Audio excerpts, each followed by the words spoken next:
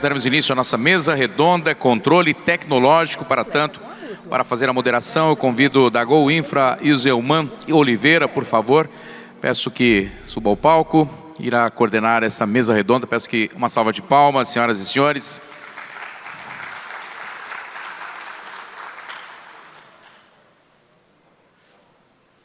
Convido aqui os nossos apresentadores, Anderson das Neves Nascimento, do DR Sergipe. Bem-vindo.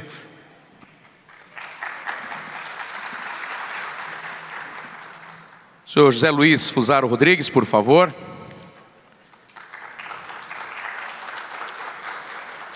E também a senhora Bibiana Cardoso Fogaça, da EA Rio Grande do Sul, por favor. Sequência, já passo a palavra ao presidente da mesa aí. Boa tarde a todos. Vamos dar início a essa mesa redonda sobre o controle tecnológico. Eu queria aqui agradecer a presença dos participantes, dos palestrantes.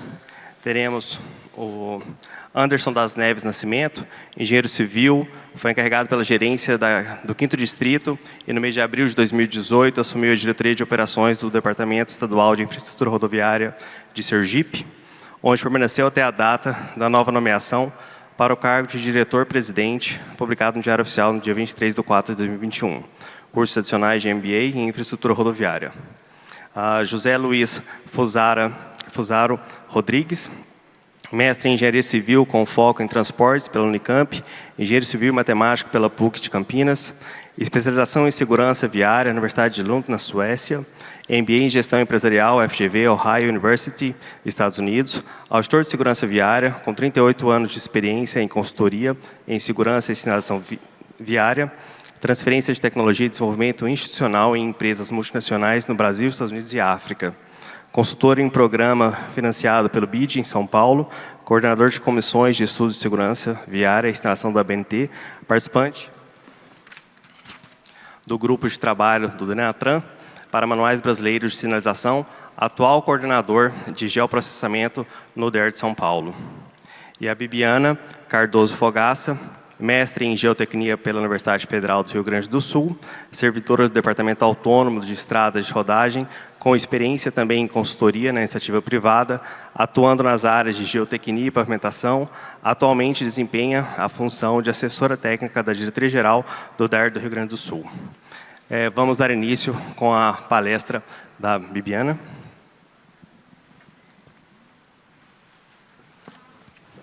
Bom, inicialmente eu quero então agradecer à BPV e à ABDER pelo convite feito ao DAER para participar dessa mesa redonda. E esse agradecimento é em nome do nosso diretor-geral, Luciano Faustino, que não pôde estar presente devido aos problemas que tivemos nas nossas rodovias aí, com as recentes chuvas. E coube a mim, então, como assessora técnica, fazer essa apresentação e falar um pouco sobre o controle tecnológico.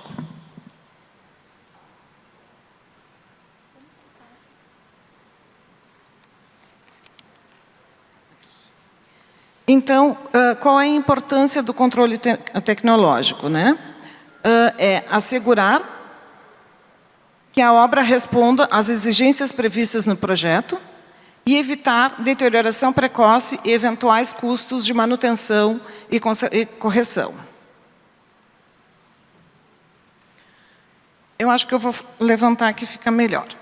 Então, assim, na questão do controle tecnológico, às vezes a gente, principalmente as empreiteiras, enfim, se reclama que não está previsto recurso para isso nos contratos, né? Então, acaba sendo, às vezes, a falta de recurso um motivo para que não seja feito controle tecnológico. Mas o CICRO, ele veio auxiliar nesse sentido também. Por quê? Porque no CICRO está previsto lá o controle tecnológico, né? Ele faz parte da administração local e ele é calculado na parcela variável da administração local. E está previsto também a mão de obra para fazer, né, para considerar a equipe que vai trabalhar no controle tecnológico. E aí vocês vão me perguntar, tá, mas foi pensado na equipe, mas E o laboratório? Sim, o laboratório também está previsto pelo ciclo e ele está lá nos custos de instalação e manutenção dos canteiros de obras e acampamentos. Então, foi previsto, o ciclo considera a necessidade do controle tecnológico e cabe aos fiscais dos contratos exigirem que, de fato, as empreiteiras façam o controle tecnológico.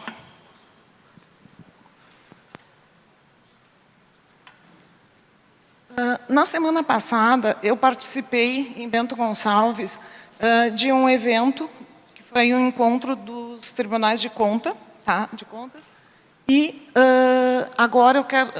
Foi em Bento Gonçalves, e assim, para quem participou da Anacor no ano passado, vocês vão me perguntar, e semana passada estava frio lá? Sim, estava bastante frio, tá? Então, foi um momento até de matar a saudade da Anacor do ano passado. E agora eu quero propor, então, uma reflexão para vocês. Por que os órgãos de controle estão fazendo ensaios de controle tecnológico? E nós queremos isso? Nós queremos os órgãos de controle fazendo ensaios tecnológicos? O que nós podemos fazer para que isso não seja necessário? Eu vou responder essa última pergunta. Nós temos que fazer a nossa parte bem feita. Nós, enquanto fiscais, temos que mostrar para a sociedade, temos que ter o compromisso de fazer bem feito o nosso trabalho como fiscais. Por quê? Porque fazer bem feito é mais barato. Por que é mais barato? Porque a gente faz uma vez, não tem retrabalho. E, além disso, está aliado também com a questão de sustentabilidade, porque não vai ter reuso de materiais também. Então, assim, mais uma vez, a importância do nosso trabalho para a sociedade e para a redução também de custos. E nós temos que desmistificar o controle tecnológico como sendo mais trabalho. Não, ele não é mais trabalho.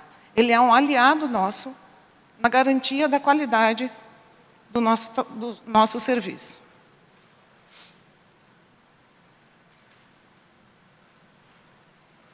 Se a gente, por um acaso, não tiver condições de fazer tudo o que é exigido no controle tecnológico, a gente tem que fazer pelo menos o mínimo.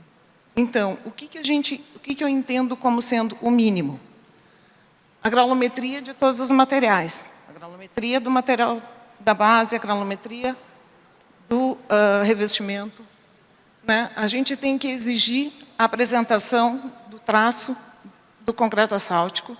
Nós temos que fazer o controle de temperatura dos ligantes e também das misturas. Nós temos que fazer o acompanhamento da compactação de todas as camadas do pavimento. E aqui é uma coisa que eu acho muito importante, que é o trecho experimental de 1 quilômetro. Aí vocês vão me dizer assim, mas 1 quilômetro, a minha obra tem 6 quilômetros, tem 5 quilômetros. Então, faça um trecho experimental de 500 metros, de 300 metros, mas não deixa de fazer. Porque ali, nesse 1 quilômetro, nesse trecho experimental, que vai se ter a oportunidade de treinar a equipe, de ver quais são os possíveis problemas que algum equipamento tenha e que a gente ainda não detectou. Então, assim, é fundamental, é muito importante a execução do trecho experimental. Qual é a experiência do DAER no controle tecnológico? Nós não temos equipe suficiente para fazer o controle tecnológico. Então, a gente foi em busca de alternativas, de conseguir ter pessoal suficiente para isso. Então, o DAER hoje tem os contratos de apoio técnico. São empresas de consultoria que atendem, o DAER estamos passando por uma reestruturação, então nós tínhamos 17 regionais. Está mudando um pouco, mas os contratos atuais que a gente tem com os CATs são 7 contratos para as 17 regionais, porque se pegou regionalmente, as regionais que estão mais próximas se uniu, e aí os contratos, eles atendem, com exceção de contrato da 17ª regional, que atende só aquela, os outros eles atendem de 2 a 3 regionais. E os CATs, então, eles fazem por amostragem, aproximadamente 20% dos ensaios do controle tecnológico, considerando que cabe à executora a realização de 100% dos ensaios. Só para título de informação, os CATs, eles, além de fazerem o apoio na fiscalização das obras, eles fazem também a elaboração de revisão de projetos em fase de obra, tá? E também de readequação de projetos antigos. E aqui uma coisa que eu comentei no grupo de trabalho que eu faço parte, que é da revisão das especificações, que uma das coisas que a gente está implementando no DAER é que no início de cada obra a gente faz uma reunião de início de obra. Tá? E aí nessa reunião a gente discute todas as pendências, né, e apresenta, a gente conversa sobre os problemas do projeto, sobre os problemas de meio ambiente que vão ser enfrentados na obra. A gente faz uma ajuda à memória da reunião, né, para quê? Qual é o objetivo disso? Da gente, antes de entrar na obra, já ver quais serão os possíveis problemas que serão enfrentados.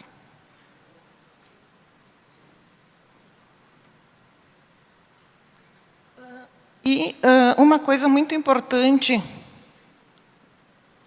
que pelo menos eu considero muito importante, que o DAER tem a prática de fazer, é o controle de compactação com a viga Bankman. Tá? Então, quais são as vantagens que eu vejo nisso? É um método não destrutivo, ele é relativamente rápido de executar, por isso apresenta uma boa relação custo-benefício.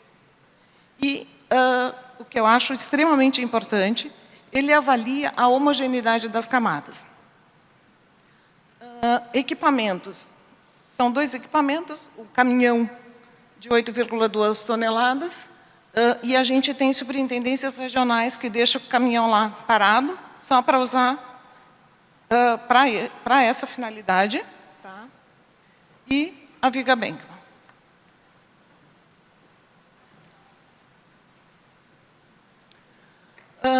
E qual é o valor da deflexão admissível que vai se considerar? Tá? A gente, na verdade, não tem isso normatizado. Tá? Então, isso vai o valor admissível ele vai ser dependente do CBR do subleito, do índice de suporte do subleito e também do tráfego. Para a camada final de terraplenagem, o valor é considerado mais ou menos entre 100 e 120 milímetros a menos 2, a subbase de 80 a 100 e a base de 60 a 80. Na época que eu trabalhei na iniciativa privada, o DR de São Paulo ele exigia que fosse definido no projeto o valor admissível de cada camada.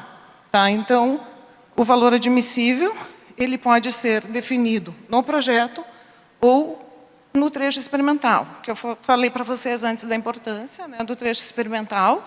Então, acho que, além dos benefícios que eu já citei, desse trecho experimental, é importante também, nesse momento, aproveitar para definir qual é o valor admissível da deflexão a ser considerada em cada uma das camadas. O espaçamento das leituras é de 20 metros, e é importante, né, porque se tiver uma variabilidade, se tiver um ponto de deflexão muito fora, né, da média dos demais pontos, vai ser um local, né, que vai necessitar de ensaios complementares. E que aí, então, com isso, a gente pode evitar um grande problema futuro na nossa obra. E aqui, então, o controle acontecendo, né, na terraplenagem, na base e na subbase. Tá? Eu agradeço os colegas aí, o Elmo e o Batista, que me passaram as fotos. Aqui, essas tabelas elas são um pouco antigas, tá? Elas são um resumo do controle tecnológico do serviço de pavimentação. Esse aqui é o da base de brita graduada, e está aqui, ó, o que eu falei para vocês, que é prática no DAER, a determinação da deflexão com a viga Bankman. E que a gente segue fazendo. Eu não vou me ater muito aqui porque acho que todos vocês conhecem bem, né? Só estou reforçando a informação. Mas aqui também, desculpa, só mais um aqui.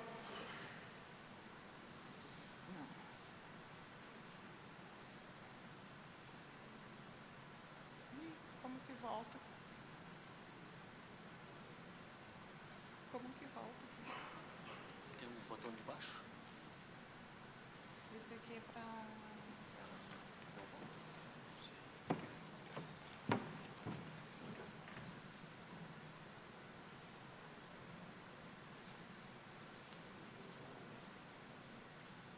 Consegui. Então, aqui, ó, que eu tinha falado para vocês do ensaio de granulometria, né, que é muito importante também, equivalente à areia, a espessura da camada, enfim.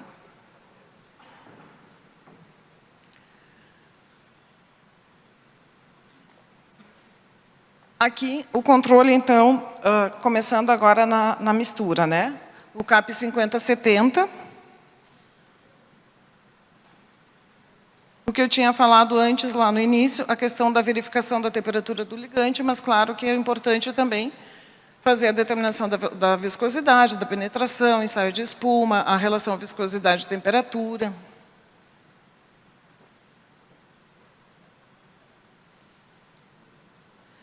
Na mistura, né, a questão do agregado, está aqui de novo, a granulometria.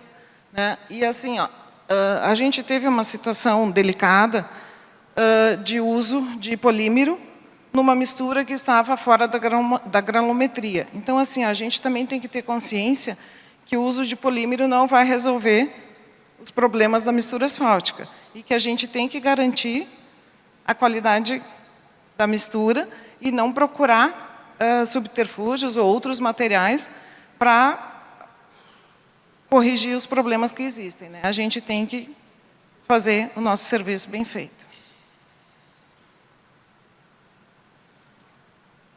E agora, então, a gente falou dos materiais, agora a mistura. É importante aqui a temperatura do ligante e da massa.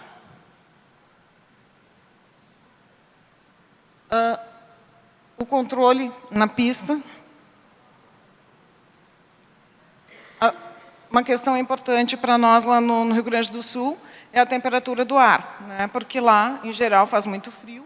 Então, a gente tem que ter cuidado, porque a temperatura deve estar acima de 10 graus. A granulometria aqui de novo e a determinação da espessura da camada.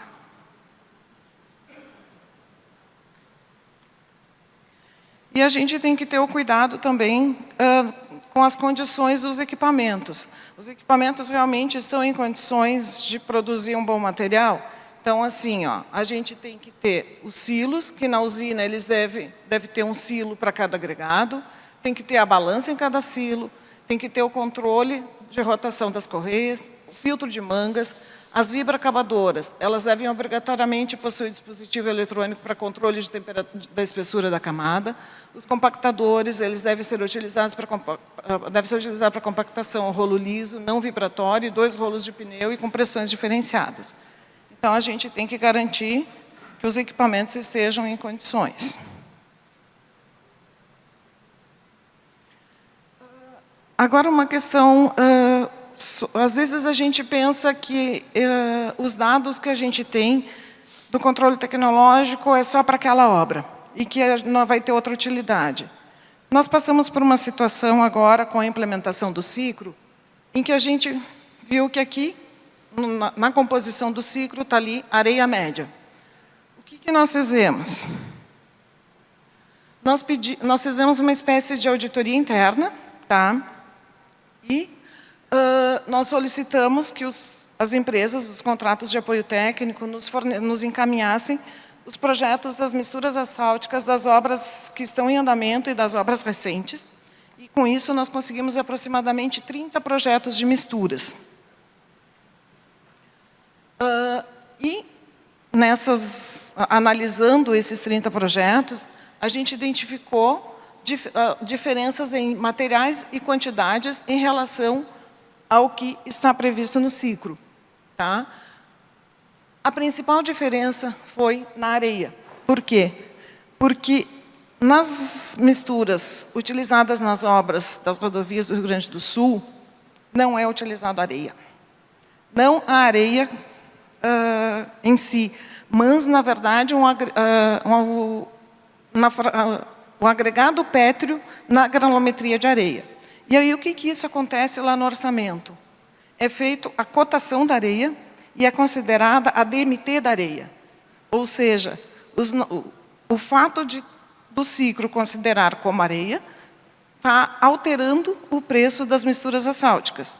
Então, ainda não está concluído esse nosso trabalho, mas em breve o DAER vai propor, então, uma alteração na composição da usinagem do concreto asfáltico, considerando os dados dessas 30 misturas que a gente encontrou aí.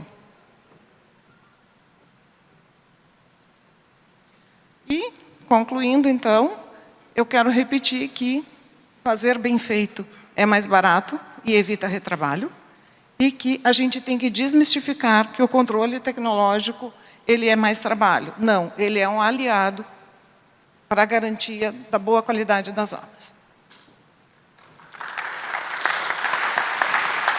Obrigado.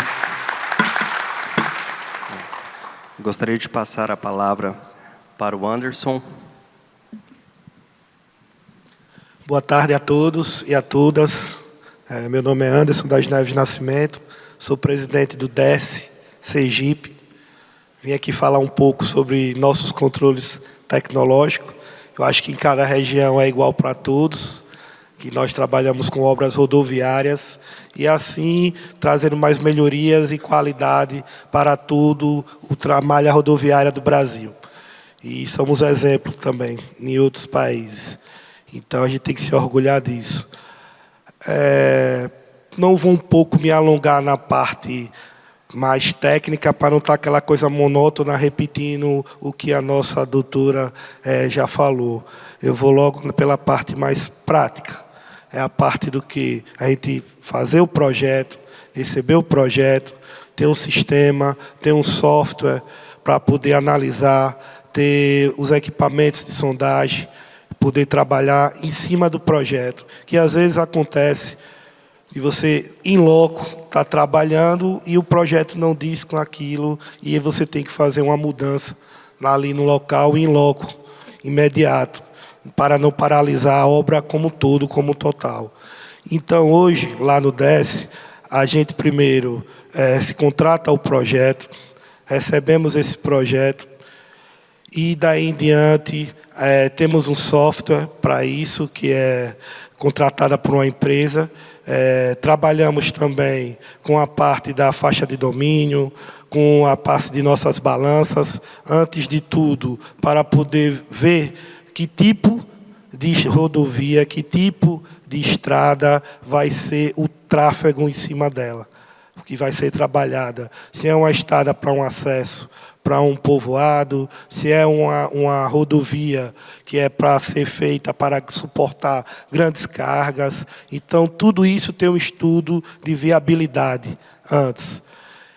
O projeto em si, hoje trabalhamos com a empresa, com software, a Softplan, que trabalhamos sob controle nas medições, lançadas atualmente, no mesmo dia, tem por obrigação, se a obra foi paralisada, que estaca está trabalhando, em que momento, em tempo real. Isso aí lá na área técnica do DR. Principalmente na parte que nós estamos trabalhando muito, que acho que é igual para todos, que é a faixa de domínio, que temos que ter um inventário rodoviário, principalmente nisso, para a gente cadastrar cada drenagem, a faixa de domínio da gente, que é de 20 metros, lá em Sergipe, a partir do eixo. Então, tudo isso é um controle tecnológico. Tudo isso acessórios para você trabalhar dentro da sua rodovia. Principalmente a faixa de domínio e drenagem, que é o principal de tudo hoje para uma rodovia ter o seu tipo de vida útil. Você precisa trabalhar bastante na sua drenagem, tanto na parte superficial dela, como na parte mais profunda, melhoramento do subleito.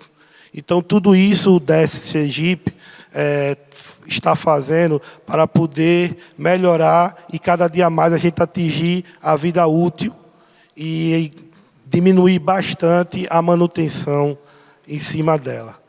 Então, é uma grande honra estar com meus amigos aqui, doutor, doutora. É só uma parte que a gente trabalha lá no DES Sergipe, que para melhorias e melhoramento e recuperações, manutenções das nossas malhas viárias. Então, muito obrigado a todos.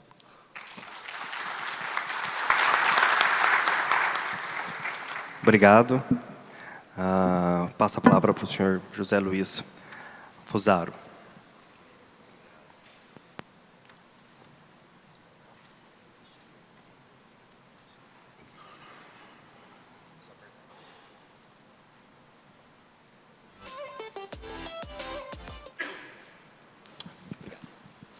Boa tarde a todos. Iselman, um prazer estar com vocês. Bibiana, Anderson, que bom que vocês vieram aqui. Eu recebi uma tarefa que eu considerei bastante difícil, de falar sobre o tema de hoje, e o Dr. Rui pediu que eu fizesse um link com o material que o DR de São Paulo publicou recentemente, que é o seu Manual de Segurança Viária. E eu fiquei pensando como é que eu faria isso, né? Então, para conseguir alcançar isso, eu vou precisar extrapolar um pouco, ampliar um pouco a temática que nós vamos discutir. E no controle tecnológico, a gente sabe bem, é uma parte da gestão de rodovia, onde a gente vai verificar por meio de ensaios laboratoriais, ensaios de campo, se aquilo que está especificado, seja de um produto, seja de um serviço, está atendido adequadamente e de forma razoável.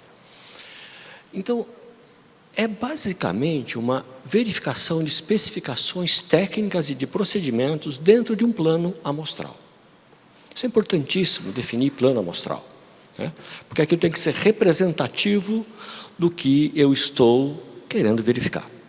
Tá? Então, a quantidade, é que nem o Ibope, né? Fala, pesquisei, não sei quanto, com tanto para mais, para menos, né? É basicamente isso. Tá? Então, certamente, todos nós aqui, ou quase todos nós, pensamos em pavimento, terraplanagem, né? Porque são os itens de maior valor, de maior importância econômica dentro de um projeto. Alguém pensou diferente? Acho que só eu que penso um pouco diferente nessa área, né? Eu puxo a sardinha para o meu lado da segurança viária.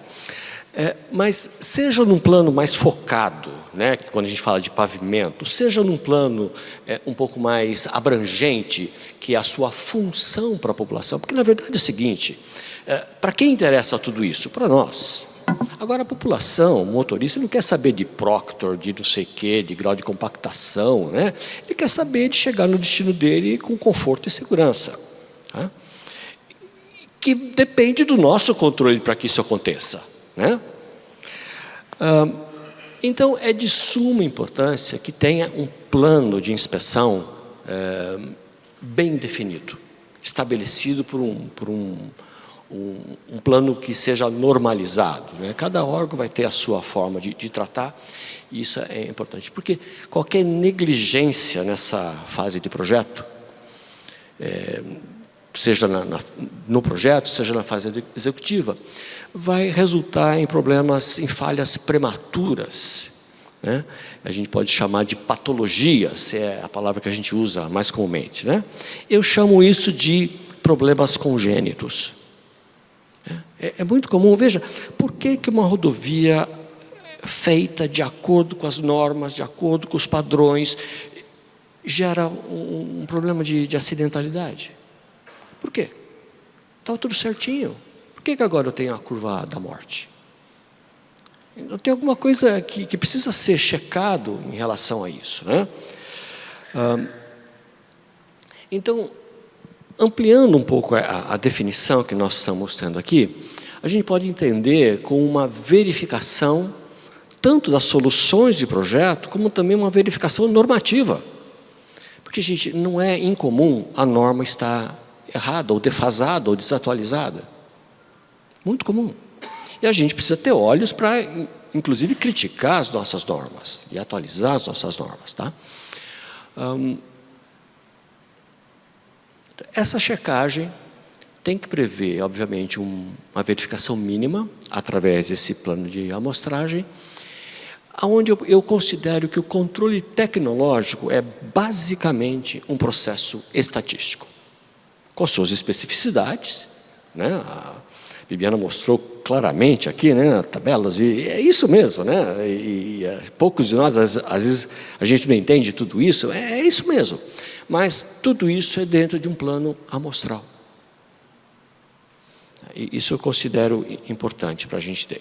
Então, adicionalmente, além de eu ter essa definição, é importante que a gente tenha um plano voluntário, né, de fazer o que podemos chamar de os spot checks ou as verificações aleatórias, que vão me apontar se o que está sendo feito é de fato correto. Né? Eu tenho que ter uma carta na manga para ir lá e olhar, fiscalizar o fiscal, né? Para que ele tenha para que todo mundo tenha certeza que está sendo olhado, fiscalizado e fazendo o seu trabalho bem feitinho, né? Então, o controle tecnológico é feito através das metodologias previstas, que tem que traduzir a qualidade esperada nas especificações. Às vezes a gente tem uma qualidade que tem que ser inferida além do controle, e pode ser inferida além do controle específico. Por exemplo, sinalização, pintura. Você tem lá vários controles que se faz da pintura, aí eu fugi do pavimento, né? Mas se eu não fizer isso, ou se eu fizer e tiver dúvida, o que eu faço? Eu meço a retrorefletividade daquela pintura, que vai me dizer se o processo todo anterior foi bem feito ou não. Tá? Então, eu estou fazendo uma checagem da funcionalidade daquilo de uma outra forma. Mesmo que tenha escapado pelas minhas mãos o controle tecnológico específico, eu vou conseguir enxergar a qualidade esperada pela especificação. Tá? Então, de um modo geral, esse controle tem que apresentar uma análise qualitativa, tanto da infraestrutura, como da operação e da segurança de uma rodovia. Tá? Aí eu começo a sair um pouco do tema, né? A parte qualitativa de um projeto.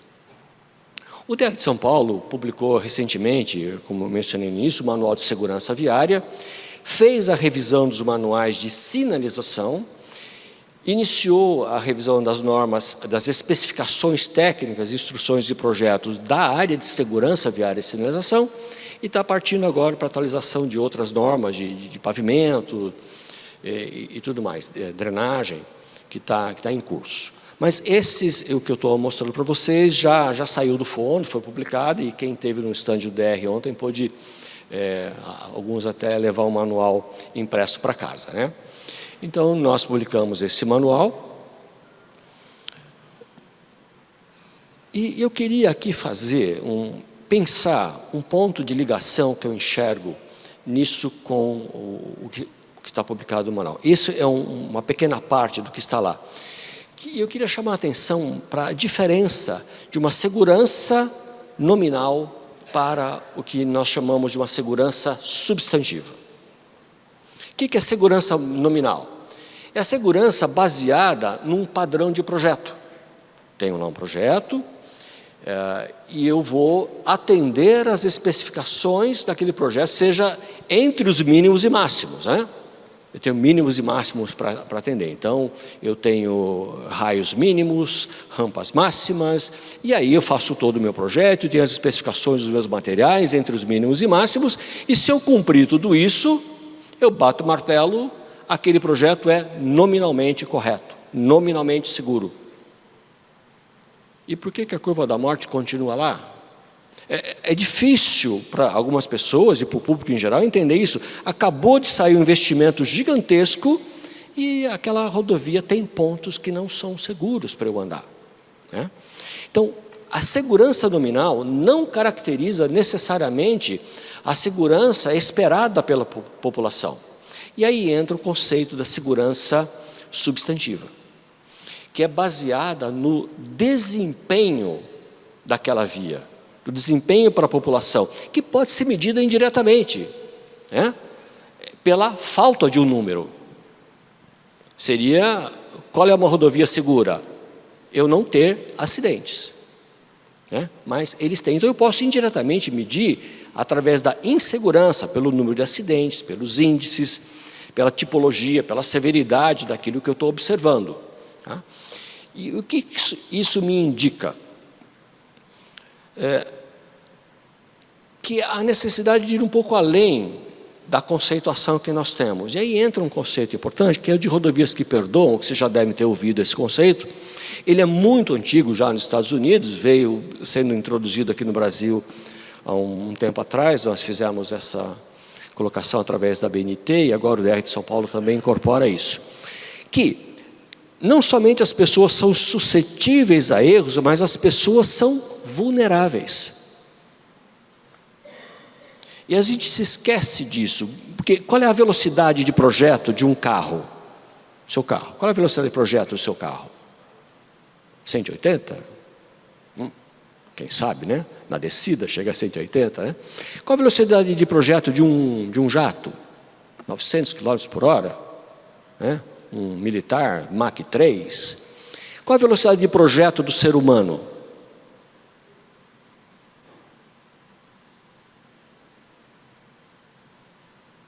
Eu ando a 4 km por hora, corro a 10.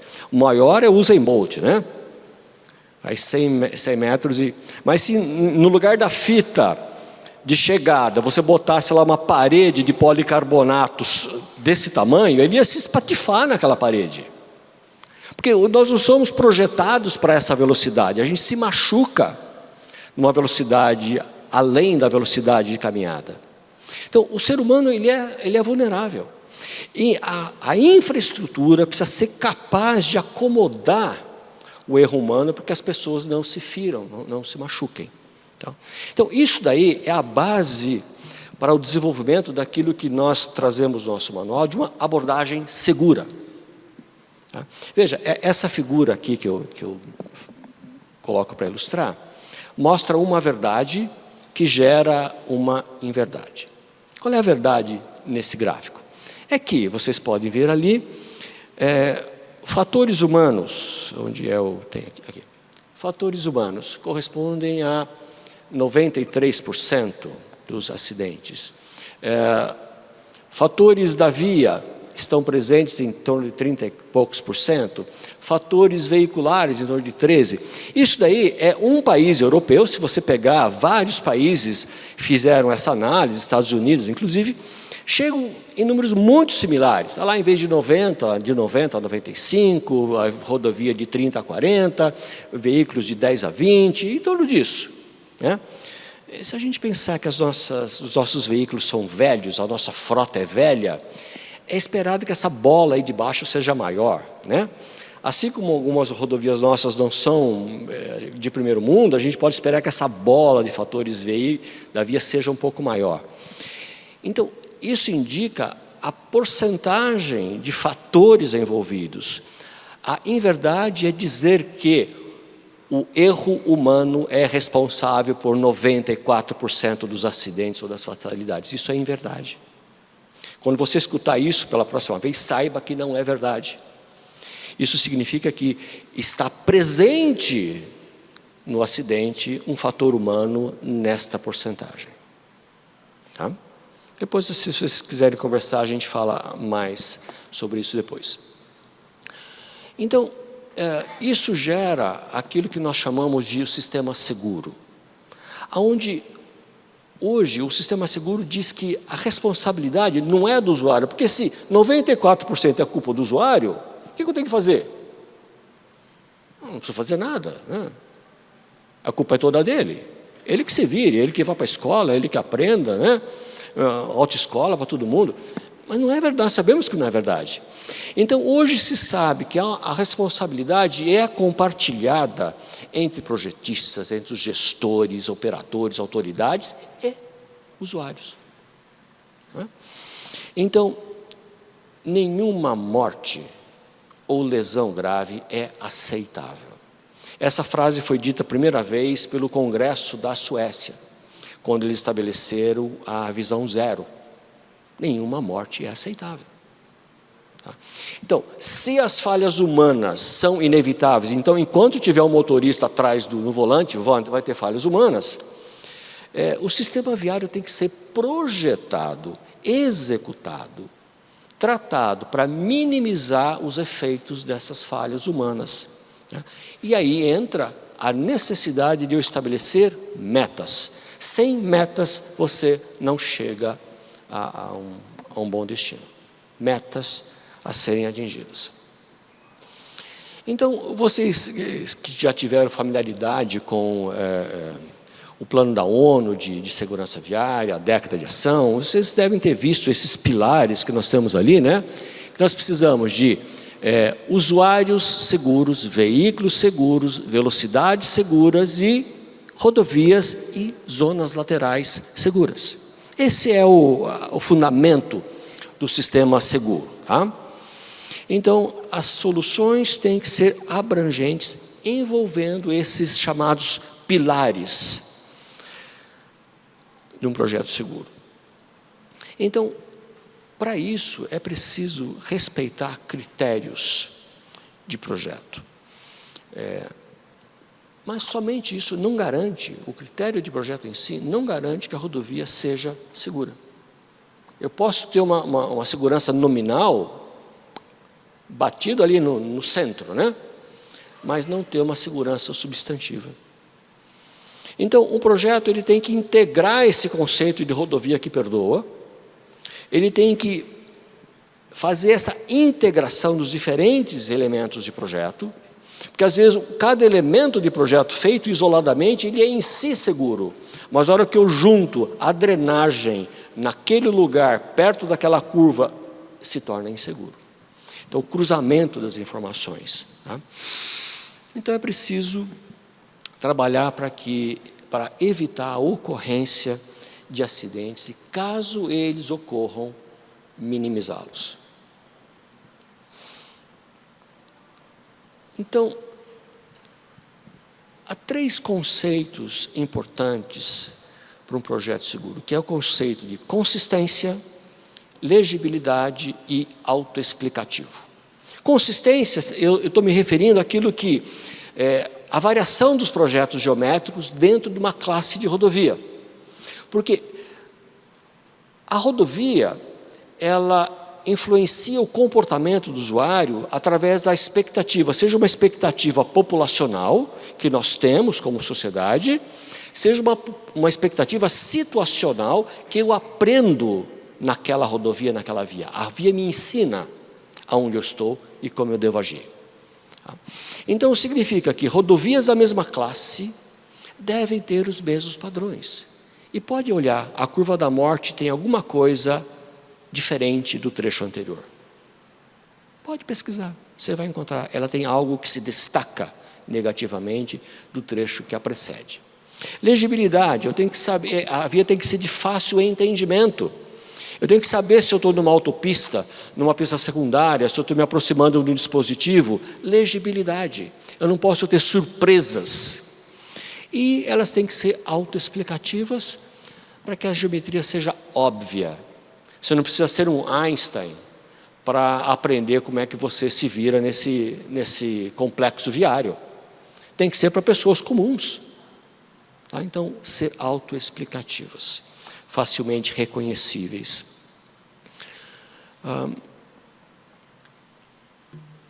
Em função disso, nós lançamos o conceito de o que é que eu faço? O que é que eu vou checar? Que controle eu vou fazer? Aí entra o conceito das contramedidas. Porque, nominalmente, a minha rodovia saiu segura. E aí eu vou encontrar algum problema. O que eu faço com isso? Isso se chama de buscar contramedidas. Que intervenções eu posso fazer para corrigir aquilo que não está dando muito certo? Então, isso vai ser orientado por aqueles 4 pilares que eu mostrei há pouco. Nós colocamos essa figura, que é chamada de matriz de risco. O risco é função da probabilidade e da sua severidade. A probabilidade está relacionado à minha exposição. Quanto mais exposto eu estou, mais probabilidade eu tenho de me envolver no evento. E quando eu relaciono isso, como está aqui, entre probabilidade de muito baixo até quase certo, e eu cruzo com a minha severidade mínima até grave ou fatal, aonde eu tenho que cuidar? Bom, aqui eu tenho pouca preocupação, mas quando eu vou naquela direção, preocupações altas. Então, o sistema seguro tenta fazer um corte aqui, para que eu não tenha acidentes graves ou fatais. Esse é o alvo de um projeto de execução, para que seja bom para o usuário, seguro para o usuário. Então, o primeiro passo é eu identifico o risco e depois eu identifico quais contramedidas respondem diretamente àquele risco identificado. E aí entra, nós não temos muita pesquisa sobre isso no Brasil, então nós fizemos uma pesquisa ampla, internacional, que mostra, aqui está o exemplo na direita, aqui algumas dessas publicações que vocês podem, desculpa, checar, como é que volta aqui mesmo? Aqui, acho que voltou isso. Algumas publicações, e nós classificamos como a efetividade da contramedida, moderada, alta, muito alta, o que eu posso fazer que atinja aquele risco elevado. Então, se vocês olharem lá, vocês vão enxergar vários capítulos tratando este assunto. Só para materializar, o DR de São Paulo, num período de 5 anos, nós tivemos uma média de 55 mil acidentes ano, com uma média de 1.500 acidentes com vítimas fatais por ano, no estado de São Paulo. E desses acidentes, uma concentração de 70% das ocorrências, das mortes, estão em 4 tipos somente de acidentes. Que são esses? Principais acidentes. Principal acidente, choque. Segundo, colisão lateral. Terceiro, colisão traseira. Quarto, tombamento. E o resto é outra somatória de tudo mais. Agora, observe a mudança. Isso é acidentes. Quando eu olho fatalidades, muda totalmente. Qual é o primeiro? Atropelamento de pedestre, que nem aparecia no anterior. É traço no número, mas na fatalidade sobe, aparece em primeiro lugar. Segundo, choque, que era o primeiro, cai para o segundo. Terceiro, colisão frontal, que nem aparecia lá na quantidade, mas na severidade sobe. Colisão traseira também. Então, isso me indica aonde estão os meus problemas. Às vezes a gente olha algumas coisas e fica pensando, a gente se preocupa com alguns índices que são importantíssimos para a boa execução de uma via, mas a gente se preocupa tanto com o coeficiente de atrito. Às vezes o coeficiente de atrito é uma variável importantíssima para prevenir a ocorrência de um acidente. Coisas que a gente precisa ter olhos para ver. Visibilidade de um entroncamento. Intervisibilidade entre veículos e pedestres. São coisas que às vezes não aparecem no projeto, mas vão aparecer nos números. E aí você tem que identificar e buscar qual contramedida responde a esta solicitação. Bom, eu não vou dizer, porque vocês perceberam que eu estou falando o termo acidente, né? E uma das definições que nós temos, isso aqui é baseado na experiência internacional, várias publicações de peso usam esta definição. Todo acidente é evitável ou, em grande parte, evitável. Não existe acidente impossível de ser evitado. Então, eu agradeço o tempo e espero ter conseguido fazer essa ligação de ter a necessidade de extrapolar a segurança nominal para enxergar aquilo que o usuário necessita no controle. Ali tem o QR Code que vocês podem baixar, se já não fizeram isso, né, baixar um e-book do Manual de Segurança, e a gente fica aberto para perguntas que vocês queiram fazer. Muito obrigado. Obrigado. Bom, nós temos já algumas perguntas aqui. Vou fazer a primeira pergunta. Me chamo Sara e sou estudante de Engenharia Civil do IFSC. Gostaria de saber a opinião dos participantes da mesa redonda com relação à glosa de CAP, pois nos orçamentos licitados, o teor de ligante do orçamento, através do SINAP e Cicro, é de 6%. No qual raramente é utilizado na prática na maioria dos revestimentos. Trabalhei no BRDE de Santa Catarina e isso era motivo de grande discussão, pois não é uma fiscalização qualitativa e sim quantitativa. Porém, as empresas que executam as obras muitas vezes não aceitam. Posso responder? Assim, como que o DAER trabalha nessa questão, tá? No momento do orçamento, é considerado 6,2% de teor de CAP, que é o que está preconizado no ciclo, tá? Mas, como que o DAER paga o ligante asfáltico depois na obra? O DAER paga por ressarcimento de nota e paga referente ao que foi utilizado de fato na obra, referente ao teor que está previsto no projeto específico da mistura que vai ser usada na obra em questão. Então, é pago o que é usado, né, porque se entende que o orçamento ele é referencial.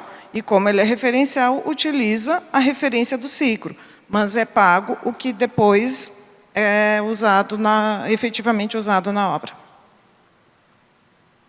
Bom, outra pergunta. Parabéns pela apresentação sobre controle tecnológico. A doutora Bibiana fez observações acerca da viga Benkelman. As especificações DNR Pro 0179 ou DNR Pro 26994 trazem as metodologias para obtenção deste parâmetro. Espera aí. Mudou aqui tudo. As especificações trazem as metodologias para obtenção deste parâmetro e definições da deflexão admissível, através da fórmula matemática com utilização de logaritmo, sendo um parâmetro estritamente definido em função do número n.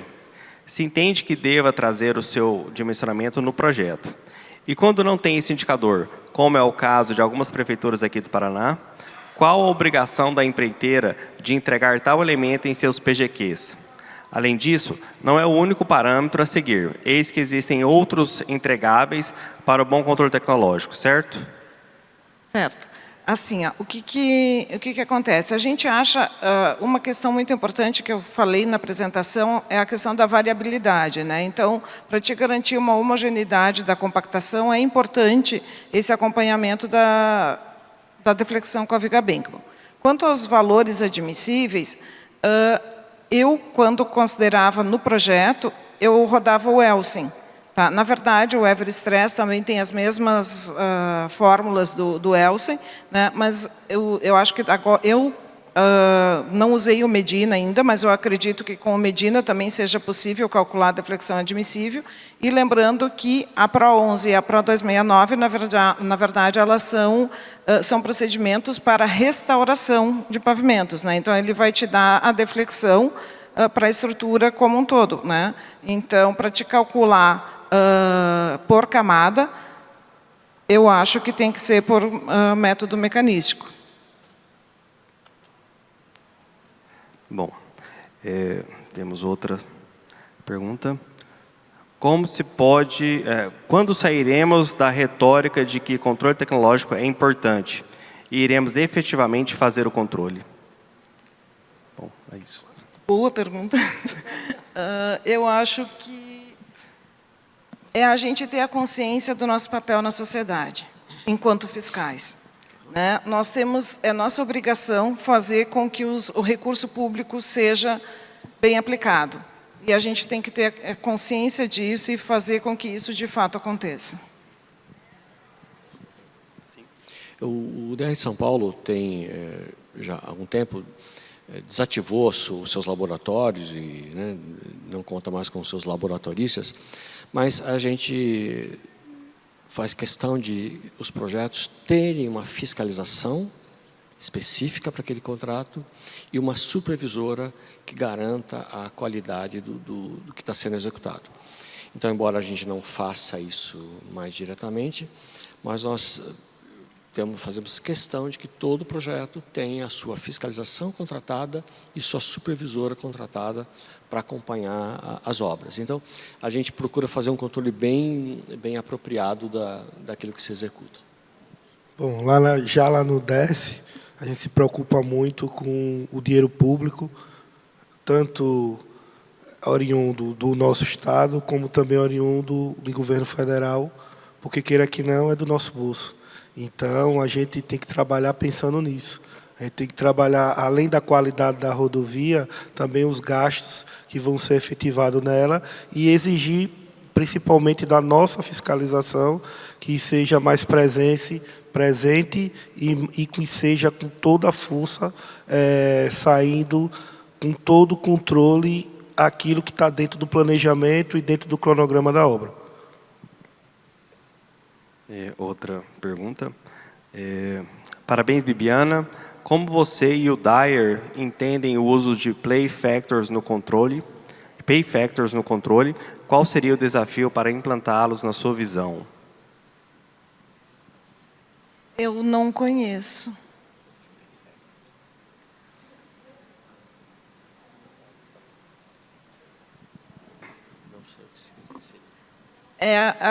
É o sistema aquele que dá desconto e bonificação para as... Ah, tá. Assim, ó, isso é uma questão difícil porque quanto a gente sabe, como mensurar qual é o desconto e qual é o benefício que tu vai dar numa obra. E tem a questão de como que tu vai prever isso no orçamento. Como que os órgãos de controle vão ver isso. Eu lembro de ter estudado isso há um tempo atrás, de ter levado, eu conversei sobre isso com o pessoal da CAGE, e o que foi dito é que é muito difícil de implementar. Nós também não temos como incluir, se é essa a pergunta, premiações ou benefícios por uma excelente execução, além do contratado, do pagamento do que é contratado. Eu sou a favor. Somente penalizações se não for bem feito. Eu acho que a empresa que executa mal tem que ser multada e a empresa que executa bem é obrigação dela. Então, a partir do momento que é obrigação, eu questiono se... Mesmo eu sendo a favor, eu questiono. É obrigação fazer bem feito. Tu tem que receber a mais por isso? Essa é a minha dúvida. Mas que tu tem que ser multado por fazer bem feito, isso com certeza. Boa tarde, tenho uma pergunta. Como vocês olham o futuro da apresentação dos controles tecnológicos? Visto que fazemos com Excel desde sempre, precisamos evoluir muito neste aspecto, visto que as medições chegam 30 dias após exceções de ensaios, execuções de ensaios. Gostaria de ressaltar a importância do tema, pois foi apresentado segurança viária, que não tem nada a ver com o contexto. Obrigado. Bom, o futuro eu vejo assim, eu acho que a metodologia BIM vai nos ajudar muito nisso. Tá? Eu acho que a gente vai, com a metodologia BIM, passar a ter outras ferramentas para trabalhar com, para organizar, os dados que a gente tem aí de controle tecnológico e dar uma melhor utilização para eles, porque assim como eu falei antes, nós lá no Dyer, quando percebemos o problema que a gente tinha na usinagem do concreto asfáltico, a gente recorreu aos projetos de mistura que a gente tinha. Então, acho que a partir do momento que a gente tiver a possibilidade de ter todos os ensaios de controle organizados, né, numa plataforma adequada, a gente vai poder fazer muita coisa, que hoje eu acho que a gente não consegue ainda mensurar o que a gente vai poder fazer com todos esses dados. Pelo menos ainda tenho um pouco de dificuldade de imaginar o quanto isso vai melhorar, né? Principalmente que agora está batendo a nova lei aí na porta, né, final do ano. E vai ser tipo igual para todos. A gente primeiro vai trabalhar no anteprojeto para depois chegar no projeto. Então, importante isso. Você vai ter um controle maior dos dados. Você vai ter uma capacidade de fiscalização e que o projeto saia com muito mais qualidade. Hoje, em relação à questão de segurança viária e controle tecnológico, foi falado uma coisa que para mim é bastante importante, que é a questão da aderência, né? Então, assim, pelo menos nós lá não temos muito, a gente acaba fazendo ensaios de verificação da micro e da macrotextura, mas quando a gente tem problema de exudação, que na verdade eles não deveriam ocorrer. Por quê? Porque se tu tem um bom projeto de mistura, se tu tem uma execução adequada, não é esperado que tenha exudação.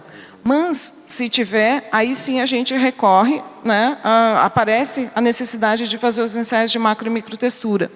E aí, com isso, a necessidade de fazer as correções. Mas influencia muito na questão da segurança, né? Porque quando tu tem problemas de aderência, quando tu tem exudação, tu tem problemas de aderência, provavelmente tu vai ter problemas de frenagem e isso vai causar acidentes. isso acontece também no lado oposto. Um excelente pavimento, de excelente qualidade, com grande durabilidade, ao longo do tempo ele pode ter o polimento dos seus agregados. E o polimento dos agregados vai gerar uma baixa aderência, especialmente quando chove. Eu vivia uma experiência perto onde eu moro, ali havia uma rodovia de grande fluxo e bastava um chuvisco, tinha meia dúzia de carros no canteiro central. Excelente pavimento. E alguém finalmente percebeu e foi lá e fez uma camada de atrito. Zerou. Não teve mais acidentes quando chove. Havia um problema de atrito, por isso que eu menciono isso. Agora, em relação ao futuro, me parece que a tecnologia vai fazer a diferença. Porque hoje nós temos ensaios muito mais rápidos, expeditos, muito mais precisos. Equipamentos que estão surgindo, aparecendo, evoluindo. Então, muito do que se faz hoje manualmente, lentamente, logo, logo vai ter um equipamento que vai fazer isso muito mais rapidamente. Então, para mim, o controle tecnológico ele deverá ficar cada vez mais fácil e expedito, com resultados muito mais prontamente nas mãos. É esse o futuro que a gente espera. E a gente vê aqui na feira vários equipamentos que já propiciam grande economia de tempo. Vamos avaliar a precisão deles, né? Mas economia de tempo, com certeza. Boa tarde, parabéns pela apresentação. Qual a dificuldade de assumir a falha humana como fator causador dos acidentes e rever o sistema de concessão de habilitação? Iniciar um trabalho para remover condutores imperitos e assim promover verdadeira segurança no trânsito. Posso poder? Veja, a formação do condutor é patente que no Brasil ela é falha. Patente, né? Hoje, gente que mal sabe, que não consegue manobrar um veículo, estacionar um carro, sai andando, você aprende a dirigir a 40 km por hora. Né? Começa aí. Como é que você vai pegar uma autopista, uma autoestrada? Você não sabe dirigir naquela velocidade. Então, a formação já é bastante ruim nesse aspecto. Então, concordo que precisa melhorar muito. Agora, o ser humano, ele é falho. Nós estamos aqui, 1h30, quase 2 horas. Alguém aqui pode me dizer que prestou atenção 100% todo o tempo no que foi dito, sem ter se distraído mentalmente em algum instante? Tem algum super-humano aqui que fez isso? Não. Todos nós temos uma capacidade de concentração que, na média, não passa de 20 minutos. Depois disso, você desliga. Em qualquer aula, em qualquer evento que você está, a sua mente descansa, você desliga. Isso também no volante acontece. Então, é inerente ao ser humano determinadas falhas, desatenções, e às vezes a gente não se dá conta de que isso acontece. Por exemplo, alguém aqui toma antihistamínico por uma alergia, por alguma coisa? Alguém aqui já tomou antibiótico na vida? E você dirigiu? Sabia que não pode? Não pode. Você está incapacitado de dirigir adequadamente, mas nós fazemos isso. Então, veja, o comportamento humano é muito heterogêneo e é difícil de controlar. O que nós temos que tratar, e aí entra a importância do sistema seguro, é minimizar este erro humano, melhorar a formação do motorista, mas quando ele cometer o erro, se cometer, a via não o puna com a morte. Que a via esteja feita, projetada e tratada de modo que isso minimize as consequências do ato falho que aquela pessoa teve, ou da incapacidade que ela teve. Às vezes a gente fala assim, falha do motorista, né?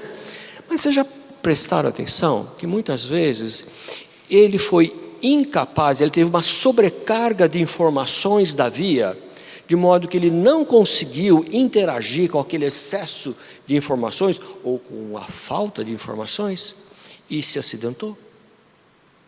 Isso é culpa. Ele errou? Sim, mas a básica culpa foi da via, que excedeu a quantidade de informações que ele é capaz de gerir. Parabéns, doutor Fusaro. O senhor, como sempre, muito objetivo. No que se refere ao controle tecnológico de defensas metálicas, como podemos proceder? E esse material, se não forem danificados, tem vida útil? Olha, boa pergunta. Os materiais, os sistemas de contenção, hoje nós estamos numa fase de mudanças no Brasil, onde nós não ensaiamos mais, não é mais um ensaio nominal, é um ensaio de desempenho.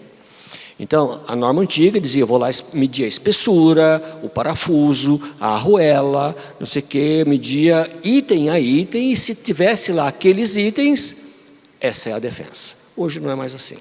Hoje a defensa metálica, qualquer sistema de contenção, uma barreira de concreto, uma defensa de cabos, ela é segura se ela passar por um teste dinâmico, um impacto em escala real. Então, se ela, no impacto em escala real, atender os critérios normativos que garantam a segurança, a tolerância humana que está lá dentro, ela é aprovada. Então não é só saber se conteve ou não conteve, se redirecionou ou não redirecionou, qual foi a desaceleração, o pico em milissegundos que seria capaz de romper um órgão interno. É isso que é medido. Então, hoje a gente tem que cuidar, estar atento a que os sistemas sejam eles ensaiados e aprovados por uma normativa internacional que nós adotamos. Agora, o controle, neste caso, nós podemos controlar, sim, se aquele produto entregue é o produto que foi aprovado. Então, eu posso checar a espessura do material, a quantidade de deposição de zinco, que vai dar durabilidade, né? Enquanto houver proteção de zinco, enquanto não houver corrosão, o material ele é útil. Ele só vai perder a sua função se ele perder camada, espessura, né? Então, isso significa corrosão. Enquanto não houver corrosão, ele está ainda apto a estar ali presente e desempenhando a sua função. Para a doutora, sou de São Paulo. É possível a aplicação da garantia quinquenal? Só isso.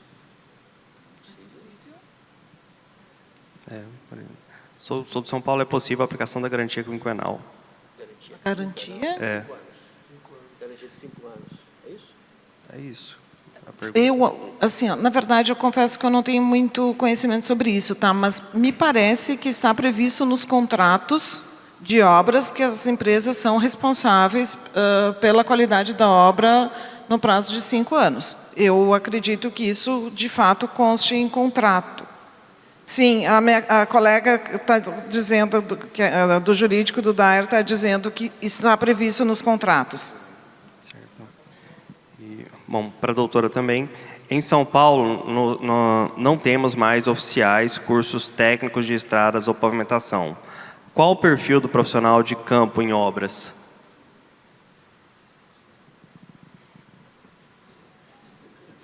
Estou pensando aqui.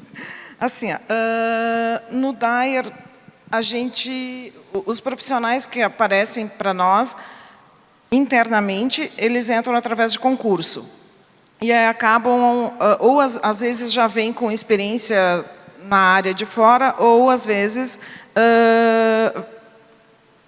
ou acabam aprendendo lá dentro no dia a dia com a gente. Mas, pelo menos, o que eu conheço mais de universidade é o URGS, né, no Rio Grande do Sul, e lá, no curso de estradas, no curso de engenharia civil, na disciplina de rodovias, eles fazem um trabalho bem dedicado nesse sentido, assim, de realmente formar bons profissionais.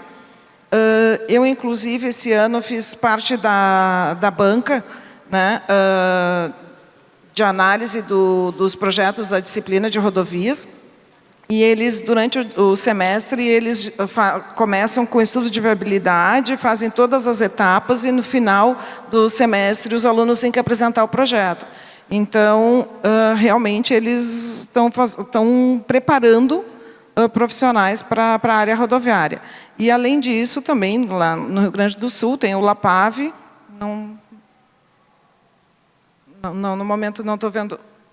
Não estou vendo ninguém aqui do LAPAV, que é um laboratório de pavimentação em que as pessoas, né, que vários estudantes fazem estágios lá, enfim, trabalham.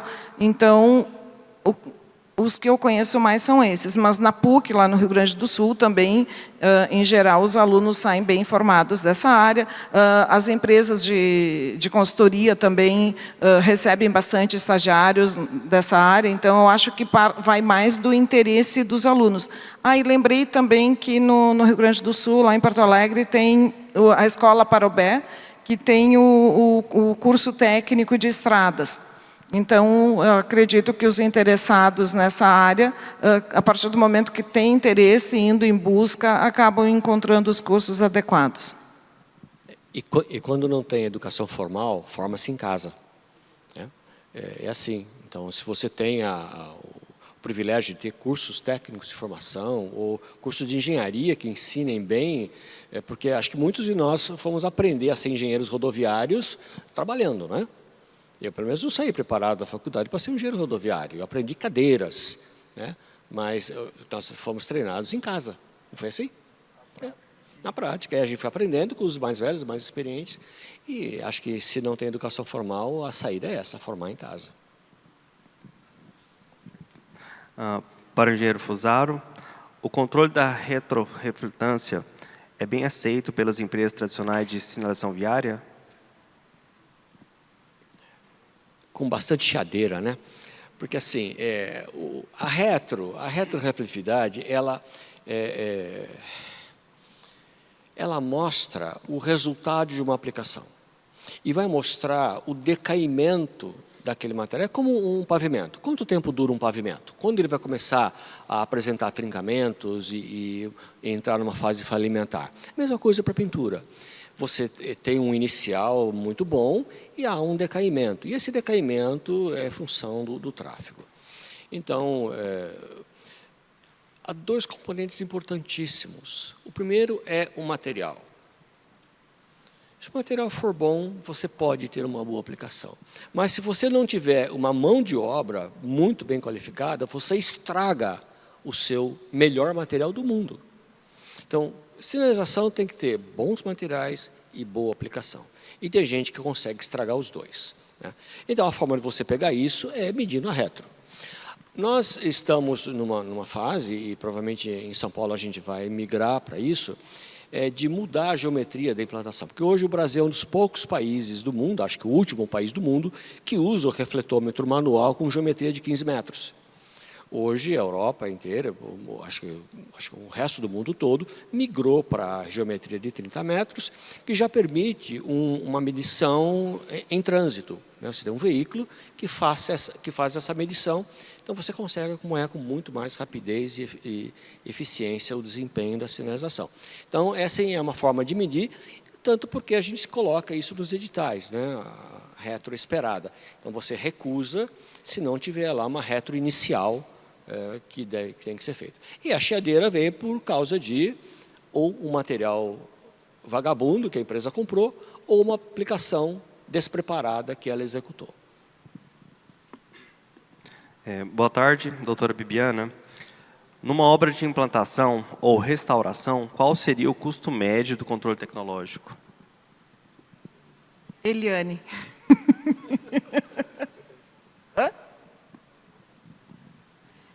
É difícil da gente ter esse valor porque ele aparece em locais diferentes no orçamento, né? Como eu coloquei ali, ele aparece a equipe na parcela variável da administração local e aparece a parte do laboratório no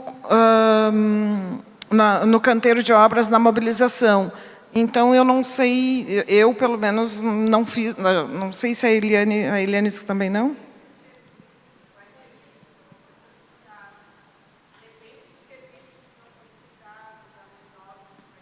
Ah, sim, depende da extensão também, né? Depende do cronograma, porque a parcela variável, né, da administração local depende do cronograma, da extensão, da dificuldade da obra.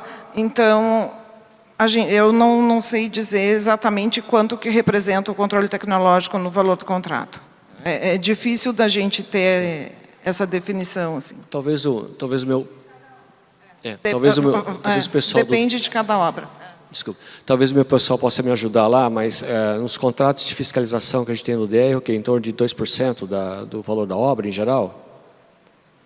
4%, isso, em torno de 4% do valor da obra. Quando você tem um contrato de fiscalização total, que é o apoio ao fiscal do DR. O fiscal do DR é o responsável, mas contrata-se o apoio à fiscalização, onde essa empresa vai executar o que é necessário. Então, em torno de 4% do valor da obra é o valor médio que nós contratamos.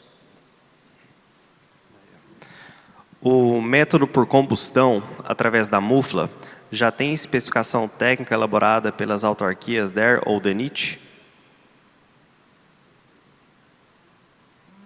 Não, acho. No DAER não tem. Eu desconheço o DR de São Paulo também. Bom, pessoal, sem mais perguntas por aqui no WhatsApp. Alguém mais?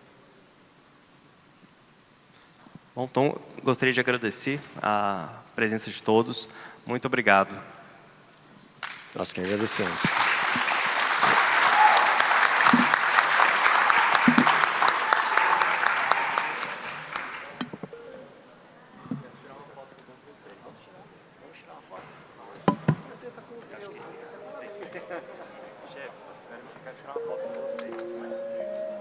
Bem, senhoras e senhores, finalizamos essa mesa redonda, muito importante, controle tecnológico, a participação realmente bastante efetiva.